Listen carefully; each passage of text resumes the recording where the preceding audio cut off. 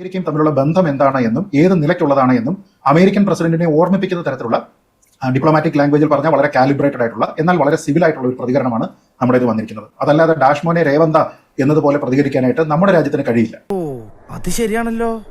ഇതാണ് പ്രശ്നം. General licence 133 എന്ന് പറയുന്നത് ഈ വരുന്ന വഴിയിലുള്ള സ്ഥലങ്ങളിലേക്ക് ഡോക്ക് ചെയ്യുന്നതിനുള്ള അതാണല്ലോ ശ്രീ ശ്രീജിത്ത് സാങ്കേതികമായി ഇതിനെ എങ്ങനെ ന്യായീകരിക്കാം? യാഥാർത്ഥ്യം എവിടെയാണ് സമയമില്ലാത്തതുകൊണ്ടാണ് നമുക്ക് വരും ദിവസങ്ങളിൽ ചർച്ച ചെയ്യാം. ശ്രീവിനു അത് ആംപ്ലിഫൈ ചെയ്യരുത്, അത് കോൺഗ്രസിന്റെ വിവരക്കേടാണ്. ഒരു ചെറിയ മിന്നലെ പോയി രണ്ടു ഓലക്കിലോ വെള്ള തുണി എടുത്തോളൂ എന്നെ മൂടാൻ. കെ പ്രേമേന്ദ്രൻ ഏറ്റവും ഒടുവിൽ തരകക്കുഴി പരാമർശമാണ്. മൈക്കിൾ സാവിജിന്റെ അധിക്ഷേപം സാമൂഹ്യ മാധ്യമത്തിൽ പങ്കിട്ടിരിക്കുകയാണ് ഡൊണാൾഡ് ട്രംപ്. അധികം തമാശ വേണ്ട, മിലിറ്ററി ആണെന്നും ഞാൻ നോക്കില്ല. ഇത് വളരെ ബോധപൂർവമായ അധിക്ഷേപമാണോ അതോ അമേരിക്കയിലെ രാഷ്ട്രീയത്തിന് കൂടുതൽ എരിവ് പകരാനുള്ള ശ്രമം മാത്രമാണോ? ഇവിടെയാണ് 1971 രാഷ്ട്രീയ സംഭവവികാസങ്ങളുമായി നമ്മൾ തുലനം ചെയ്യുന്നത്. അത്തരമൊരു പശ്ചാത്തലത്തിലാണ് ശ്രീമതി ഇന്ദിരാഗാന്ധി രാജ്യത്തിന്റെ പ്രധാനമന്ത്രിയായിരുന്ന കാലഘട്ടത്തിൽ ഇന്ത്യയുടെ സമുദ്രാതിർത്തിയിലേക്ക് കടന്നു വരുന്ന 7ാം നാവികപ്പടയും ആ പതാക വഹിച്ചുകൊണ്ടുള്ള നാവികപ്പടയും അതിലെ സൈനികരും ഇവിടെ നിന്ന് തിരിച്ചു പോകണമോ വേണ്ടയോ എന്ന കാര്യം ഞങ്ങൾ തീരുമാനിക്കുമെന്ന് ആർജവത്തോടുകൂടി പ്രതികരിക്കാൻ കഴിയുന്ന ഒരു പ്രധാനമന്ത്രി നമ്മുടെ രാജ്യത്തുണ്ടായിരുന്നു. ശ്രീ പ്രേമചന്ദ്രൻ ഇവിടെ പറഞ്ഞ ഒരു കാര്യമുണ്ട്. 1971 ഇന്ദിരാഗാന്ധിയും ഹെൻറി കിസിഞ്ചറും തമ്മിലുള്ള ഒരു സംഭാഷണം. സത്യത്തിൽ അതൊരു ഇന്റർനെറ്റ് ഹോക്സ് ആണ് എന്ന് ശ്രീ പ്രേമചന്ദ്രൻ മനസ്സിലാക്കേണ്ടതുണ്ട്.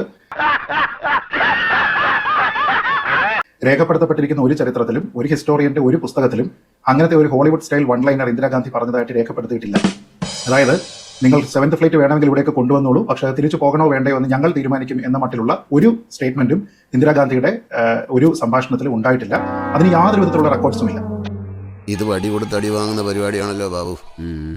അത് കംപ്ലീറ്റ്ലി ഒരു ഇന്റർനെറ്റ് ഹോക്സ് ആണ്. അതുമായി ബന്ധപ്പെട്ട് പഴയ പുസ്തകങ്ങളാണെങ്കിലും ഏറ്റവും അടുത്ത കാലത്ത് 1971 ബന്ധപ്പെട്ട് ഇപ്പോൾ ശ്രീനാഥ് രാഘവന്റെ പുസ്തകം വന്നിട്ടുണ്ട്.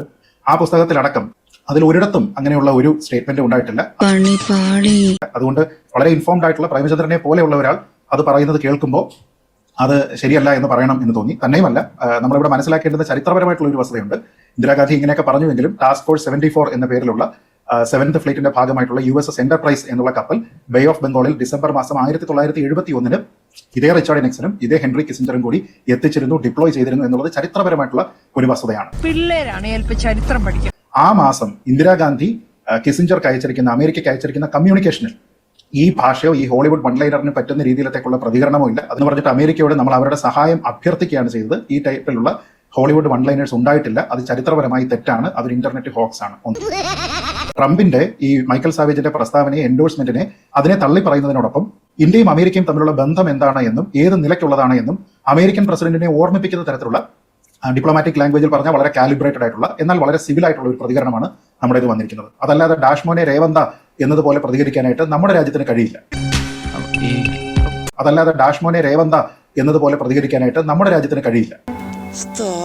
ചൈനയുടെ പ്രതികരണം എവിടെയാണ് എന്ന് നമ്മൾ ചിന്തിക്കണം.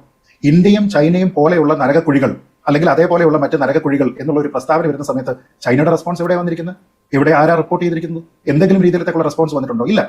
എന്ന് വെച്ചാൽ ചൈന പോലും വളരെ ടാക്ടിക്കലായിട്ട് ഇരിക്കുന്ന ഒരു സമയത്ത് ഇന്ത്യ അതിശക്തമായ രീതിയിലേക്ക് റെസ്പോണ്ട് ചെയ്തിട്ടുണ്ട്. അങ്ങനെ റെസ്പോണ്ട് ചെയ്തിരിക്കുന്ന ഒരു രാജ്യം എന്ന് പറയുന്നത്, ഞാൻ നേരത്തെ പറഞ്ഞതുപോലെ, നമ്മൾ ആനിമേറ്റഡ് ആയിട്ട് റെസ്പോണ്ട് ചെയ്യണോ? നേരത്തെ ഈ പറഞ്ഞിരിക്കുന്നത് പോലെ ഡാഷ്മോനെ രേവന്ത ടൈപ്പ് റെസ്പോൺസ് ആണോ വേണ്ടോ എന്ന് ചോദിച്ചു കഴിഞ്ഞാൽ അല്ല.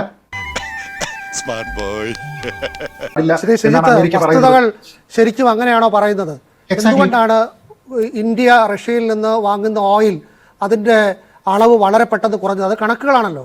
ഒരിക്കൽ ഈ US-ന്റെ ഉപരോധം ഉണ്ടാകും എന്ന ഘട്ടം വന്നപ്പോൾ നമ്മൾ ആ വാങ്ങൽ കുറച്ചത് കണക്കുകളിലൂടെ വെളിവായതല്ലേ.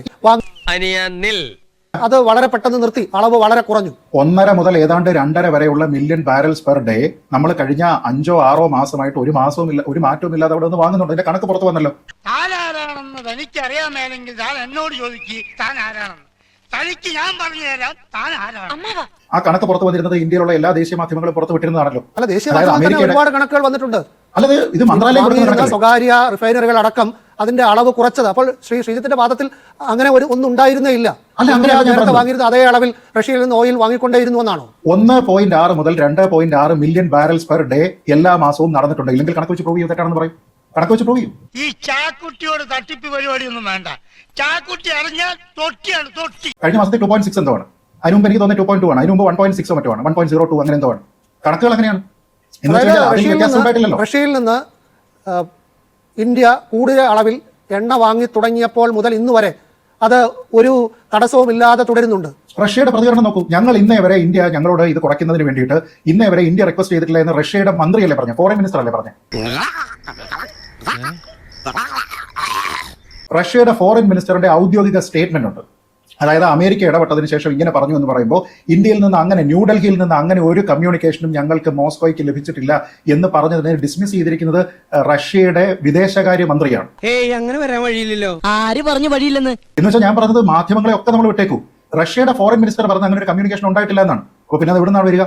ഞാൻ പറഞ്ഞത് ഒരു രാജ്യത്തിനെ സംബന്ധിച്ചിടത്തോളം എനർജി സെക്യൂരിറ്റി പിന്നെ വന്നത് ഇന്ത്യൻ പാർലമെന്റിൽ അടക്കം ഉയർന്ന ഈ ആരോപണങ്ങൾ എന്തുകൊണ്ടാണ് കേന്ദ്ര ഗവൺമെന്റ് ബന്ധപ്പെട്ട മന്ത്രാലയം അല്ലെങ്കിൽ ബന്ധപ്പെട്ട വകുപ്പ് മന്ത്രി ഇതുമായി ബന്ധപ്പെട്ട വിശദീകരണം ഇത്തരത്തിൽ പാർലമെന്റിൽ സ്റ്റേറ്റ്മെന്റ് വെച്ചു? ആ സ്റ്റേറ്റ്മെന്റിൽ ഒന്നും തന്നെ ഇത്തരത്തിലൊരു ന്യായീകരണമോ ഇത്തരത്തിൽ ഒരു ലോജിക്കൽ എക്സ്പ്ലനേഷനോ എന്തുകൊണ്ടാണ് ഗവൺമെന്റ് ഭാഗത്തുനിന്ന് ഇന്നേ വരെ ഉണ്ടാകാത്തത് എന്ന് സംശയം കൂടി ദൂരീകരിച്ചാൽ നന്നായിരിക്കുമെന്നാണ് എന്റെ വിശ്വാസം. അയ്യോ, അവന് കിട്ടിയതൊന്നും പോരാ.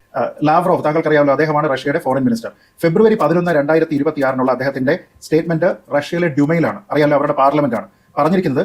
യു മെൻഷൻ ദാറ്റ് സ്റ്റേറ്റ്മെന്റ് ആണ്. Donald Trump announced India's agreement that no longer purchase Russian oil. I have not heard such a statement from anyone else, including Prime Minister Narendra Modi and other Indian leaders. Except US President Donald Trump, nobody else has declared that India will stop buying Russian oil. ഇത് ലാവ്റോവിന്റെ പ്രസ്താവനയാണ്, ഡ്യൂമയിലുള്ള പ്രസ്താവനയാണ്, എന്റെ പ്രസ്താവനയല്ല, നരേന്ദ്രമോദിയുടെ BJP പ്രസ്താവനയല്ല. ഞാനത് ചോദിക്കരുതായിരുന്നു. കഴിഞ്ഞ August മുതൽ ഈ ഫെബ്രുവരി മാസം വരെ നോക്കിക്കഴിഞ്ഞാൽ 20 മുതൽ ഏതാണ്ട് 34% വരെ വേരിയിങ് ആണ്. അത് കുറഞ്ഞിട്ടുണ്ട്. 3-1 കുറവ് വന്നുവെന്നാണ് ഞാൻ വായിച്ചിട്ടുള്ളത്.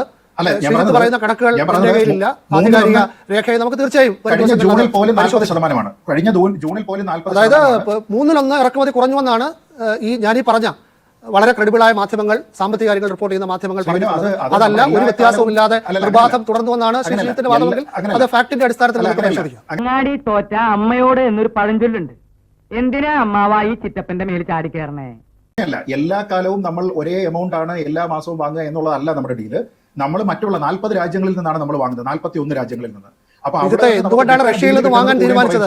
റഷ്യയുടെ എണ്ണയ്ക്ക് അമേരിക്ക ഉപരോധം ഏർപ്പെടുത്തിയിരുന്നപ്പോൾ മറ്റ് രാജ്യങ്ങൾ വാങ്ങാതിരിക്കുന്നു. നമുക്ക് വളരെ കുറഞ്ഞ വിലയ്ക്ക് അവരത് നൽകാമെന്ന് പറയുന്നു. അപ്പോ എന്റെ ചോദ്യം ഇതാണ്, ആരാണ് ഞാൻ? എന്റെ ചോദ്യം, അമേരിക്കയുടെ താല്പര്യം റഷ്യയിൽ നിന്ന് ഇന്ത്യ വാങ്ങണമെന്നാണോ വാങ്ങുന്നത് കുറയ്ക്കണമെന്നാണോ? വാങ്ങണമെന്നാണോ, അല്ല സോറി, വാങ്ങരുതെന്നാണോ പറയുന്നത്, വാങ്ങുന്നത് കുറയ്ക്കണമെന്നാണോ പറയുന്നത്? വാങ്ങണമെന്നായിരിക്കും അവരുടെ ആഗ്രഹം, വാങ്ങുന്നത് കുറയ്ക്കണം എന്നതായിരുന്നു ലക്ഷ്യം. റഷ്യയിൽ നിന്ന് വാങ്ങരുതെന്നാണ് പറയുന്നത്. റഷ്യയിൽ നിന്ന് ഇന്ത്യ വാങ്ങരുത് എന്നാണ് പറയുന്നത്. ഇന്ത്യ വാങ്ങുന്നുണ്ട്. നീ പറയുന്നതൊന്നും എനിക്ക് തീരെ പിടികിട്ടുന്നില്ല. താരിഫ് വന്നപ്പോഴല്ല സിനാരിയോ മാറിയത്. അല്ല, എല്ലാ സമയത്തും ഇന്ത്യ റഷ്യയിൽ നിന്ന് ഓയിൽ വാങ്ങരുത് എന്നാണ് അമേരിക്കൻ പ്രസിഡന്റ് ഉൾപ്പെടെ പറയുന്നത്. വാങ്ങുന്നത് കുറയ്ക്കാനല്ല പറയുന്നത്. Do not buy Russian oil. അതാണ് ഇന്ത്യ വാങ്ങുന്നത് കുറഞ്ഞത് എങ്ങനെയാണ്? ഇപ്പൊ താക്കോൽ അവിടെ ഉണ്ട്, മരുന്ന് ഇന്ത്യ 41 രാജ്യങ്ങളിൽ നിന്ന് വാങ്ങുമ്പോൾ സൗദി അറേബ്യ അത് ശരിയാണ്. പക്ഷേ റഷ്യയിൽ നിന്ന് വാങ്ങുന്നത് കൂടിയത് എങ്ങനെയാണ്, എന്നുള്ളതാണല്ലോ ചോദ്യം. മന്ത്രി പറയുന്നത് പ്രസക്തമാകുന്നത്. സെർജി ലാവ്റോവ് പറയുന്നത് ന്യൂഡൽഹിയിൽ നിന്ന് ഞങ്ങൾക്ക് അങ്ങനെ കമ്മ്യൂണിക്കേഷൻ കിട്ടിയിട്ടില്ല. ഔദ്യോഗികമായ സ്റ്റേറ്റ്മെന്റ് ആണ്, ഇന്ത്യയിലെ മാധ്യമങ്ങൾ അടക്കം റിപ്പോർട്ട് ചെയ്തതാണ്. അപ്പൊ അദ്ദേഹം പറഞ്ഞിരിക്കുന്ന അക്കൗണ്ടബിലിറ്റിയോട് കൂടി പറയല്ലേ. അല്ലെ, അപ്പൊ അദ്ദേഹം അമേരിക്കയെ പേടിച്ചിട്ടാണോ? സെർജി ലാവ്റോവിനെ അമേരിക്കയെ പേടിക്കേണ്ട ആവശ്യമുണ്ടോ? ഇന്ത്യയെ പേടിക്കേണ്ടത് ആവശ്യമുണ്ടോ? ഇല്ലല്ലോ. ഞാൻ പറഞ്ഞത് അങ്ങനെയുള്ള സ്റ്റേറ്റ്മെന്റുകളെ നമ്മുടെ മുന്നിലുള്ള കണക്ക് വെച്ച് നോക്കിക്കഴിഞ്ഞാൽ ഇപ്പൊ കൂടിയിട്ടുണ്ട്. ഇപ്പൊ ഈ സമയത്ത് കൂടിയില്ലേ? എന്തുകൊണ്ടാണ് കൂടിയത്? എന്തുകൊണ്ടാണ് കൂടിയത്? എന്തുകൊണ്ടാണ് കൂടിയത്? എന്തുകൊണ്ടാണ് കൂടിയത്? ആർക്ക്? അതാ ഞാൻ നേരത്തെ പറഞ്ഞത്. General license 130. ഇതാണ് പ്രശ്നം. ജനറൽ ലൈസൻസ് 133 എന്ന് പറയുന്നത് ഈ വരുന്ന വഴിയിലുള്ള സ്ഥലങ്ങളിലേക്ക് ഡോക്ക് ചെയ്യുന്നതിനുള്ള അതാണല്ലോ സാങ്കേതികമായി ഇതിനെ എങ്ങനെ ന്യായീകരിക്കാം? യാഥാർത്ഥ്യം എവിടെയാണ്? സമയമില്ലാത്തതുകൊണ്ടാണ് നമുക്ക് വരും ദിവസങ്ങളിൽ ചർച്ച ചെയ്യാം. ശ്രീവിനു, അത് ആംപ്ലിഫൈ ചെയ്യരുത്. അത് കോൺഗ്രസിന്റെ വിവരക്കേടാണ്. കാരണം ഇന്ത്യ ഇത് വാങ്ങുന്നുണ്ട്. ഈ റിലാക്സേഷൻ കൊണ്ടുവരുന്നതിന് മുമ്പും ഇന്ത്യ അവിടെ നിന്ന് വാങ്ങുന്നുണ്ട്. അന്ന് ബാനാണെന്ന്. ഈ അളവ് കുറഞ്ഞതിന്റെ കണക്കുകളാണല്ലോ പ്രധാനം. Don't ask foolish questions like this mister Kunjukuttan. നവംബറിന് മുമ്പുണ്ടായിരുന്ന അളവും അതിനുശേഷം ഉണ്ടായിരുന്ന അളവും ഏറ്റവും ഒടുവിൽ ഈ ഉപരോധത്തിലുള്ള ഇളവ് എന്ന് വ്യാഖ്യാനിക്കുന്ന സംഭവങ്ങൾക്ക് ശേഷം ഉള്ള അളവും ഒക്കെയാണല്ലോ പ്രധാനം. ഈ സമയം മുന്നോട്ട് പോകാൻ തീർത്തും ഇല്ലാത്തതുകൊണ്ടാണ് മാവനെ കൊണ്ട് അതിനൊന്നും ആവൂതന്നെ.